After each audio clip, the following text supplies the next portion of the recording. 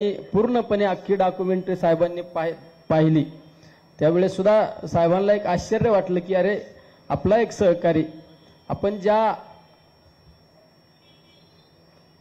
व्यक्तीला त्या मतदारसंघामध्ये काम करण्यासाठी नेहमी ताकद देतो बळ देतो ते अतिशय चांगल्या पद्धतीने काम केलं त्यांना सुद्धा एक अभिमान वाटला। बऱ्याच पत्रकारांनी मला विचारलं की तुम्ही आज या ठिकाणी मी कालही आदरणीय पवार साहेबांच्या विचारधारेवर काम करीत होतो आजही आदरणीय पवार साहेबांची विचारधारा घेऊनच काम करतो। अरे आदरणीय पवार साहेबांची विचारधारा काय छत्रपती शिवरायांनी 18 पगड जाती धर्माच्या लोकांना बरोबर घेऊन हिंदवी स्वराज्य स्थापन केलं त्याच विचारधारेवर काम करणारे आपले सर्वांचे नेते आदरणीय पवार साहेब अरे शेतकऱ्याच्या त्या ठिकाणी शेतकरी असू उद्योजक असू बेरोजगारीच्या बाबतीत आदरणीय पवार साहेबांनी अतिशय चांगल्या पद्धतीने काम केलं। अरे या देशामध्ये एकच कृषी मंत्री होऊन गेला ते म्हणजे आदरणीय पवार साहेबांनी जे निर्णय घेतले त्या कृषी मंत्री असताना कालखंडामध्ये अद्यापपर्यंत कोणालाही असे निर्णय घेता आले नाही। उद्योजकाच्या बाबतीत आज महाराष्ट्रामध्ये जे उद्योजकता आपण पाहायला मिळते ते उद्योजकाचे उद्योग MIDCचे जनक म्हणून ज्यांच्याकडे आपण पाहतो ते म्हणजे आदरणीय पवार साहेब। माझ्या भागामध्ये सुद्धा दुष्काळी भागामध्ये ग्रामीण भागामध्ये सुपा MIDC मध्ये आज चांगल्या पद्धतीने MIDC चा ग्रोथ वाढत चाललेला आहे त्याचा शुभारंभ सुद्धा आदरणीय पवार साहेबांनी केलेला होता। अनेक राज्यामधील पाण्याचे प्रश्न सोडवण्याचं काम आदरणीय पवार साहेबांनी केलेलं होतं। त्यामुळे त्या विचारधारेवरच काम करणारा माझ्यासारखा एक छोटासा कार्यकर्ता आहे।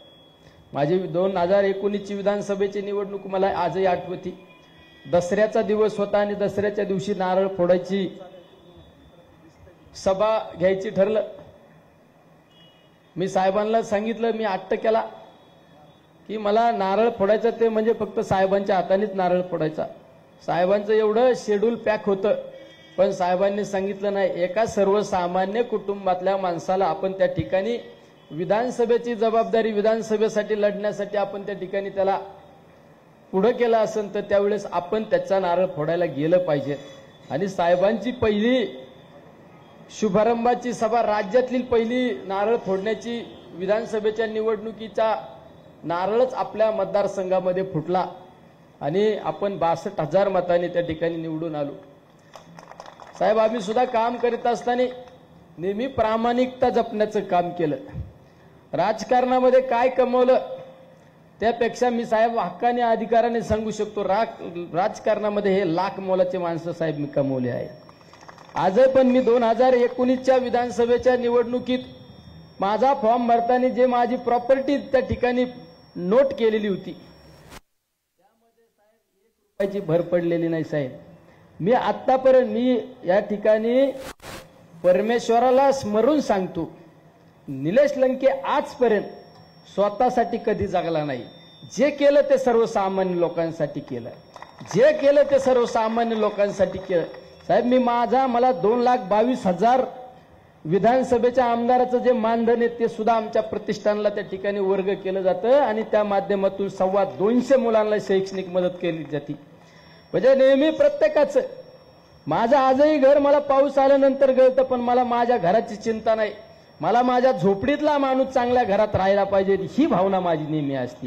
म्हणजे दुसऱ्याच्या दुःखात दुःख पाहणारा मनुष्य बी दुसऱ्याच्या आनंदात आनंद पाहणारा मनुष्य। कोविडच्या कालखंडामध्ये साहेब तुम्ही सुद्धा मला फोनद्वारे माझी चौकशी केली मला सांगितलं की तू सुरक्षित राहा। साहेब माझ्यासमोर एकच टार्गेट होतं त्यावेळेस मी वैष्णोदेवीला होतो त्या पुस्तकामध्ये सगळं नमूद केलेलं आहे। 11 एप्रिलची तारीख होती आणि त्या दिवशी नगरमध्ये 42 डेड बॉड्या एका लाईन मध्ये जळत होत्या आणि मला रात्री 11:30 वाजता व्हिडिओ आला। अशोक घुले माझ्या बरोबर होते आणि आम्ही जम्मूच्या स्टेशनला एअरपोर्टच्या बाजूला एक रूम घेऊन थांबलो आणि ज्यावेळेस मोबाईलवर 42 डेड बॉड्या नगर शहरातल्या जळत असताना पाहिल्या मी रात्रभर त्या ठिकाणी बसून राहिलो। माझे सहकारी विचारायचे काय भानगडे का झोपलं नाही काय नाही बसलो। मला असं वाटलं मी कधी उडून जाईन आणि माझ्या लोकात जाईन आणि माझ्या लोकांना सुरक्षित ठेवीन। मी 11 एप्रिलला त्या ठिकाणी सकाळी निघलो मुंबईला आलो आणि मुंबईला आमच्या सहकाऱ्यांना फोन केला की आपल्याला कोविड सेंटर सुरू करायचंय आणि 14 एप्रिलला कोविड सेंटर आदरणीय शरदचंद्रजी पवार आरोग्य मंदिर या नावाने सुरू केलं साहेब. त्या दिवशी त्या सकाळी उठल्यानंतर मी आई वैष्णोदेवीच्या मातेचं दर्शन घेतलं, आई वडिलांचं दर्शन घेतलं आणि त्यांना स्मरून सांगितलं, मी माझ्या लोकांना त्या ठिकाणी सुरक्षित ठेवण्यासाठी मी आता मागे फिरणार नाही, माझा देह हा तुला अर्पण करतो, हा मी देवी मातेचं दर्शन घेऊन सांगितलं. आणि साहेब त्या दिवसापासून मी 7 महिने आणि 5 दिवस मागे फिरलो नाही. कोविड सेंटरमध्ये झोपलो. 33,000 पैकी कमीत कमी 29-30,000 लोकांना गळा भेट दिली असेल. कारण मला माहित होतं मी जर एक पाऊल पुढे टाकला तर माझ्याबरोबर माझे सहकारी पाऊल टाकणार आहे. त्यावेळेस तर अशी भीती निर्माण झालेली होती.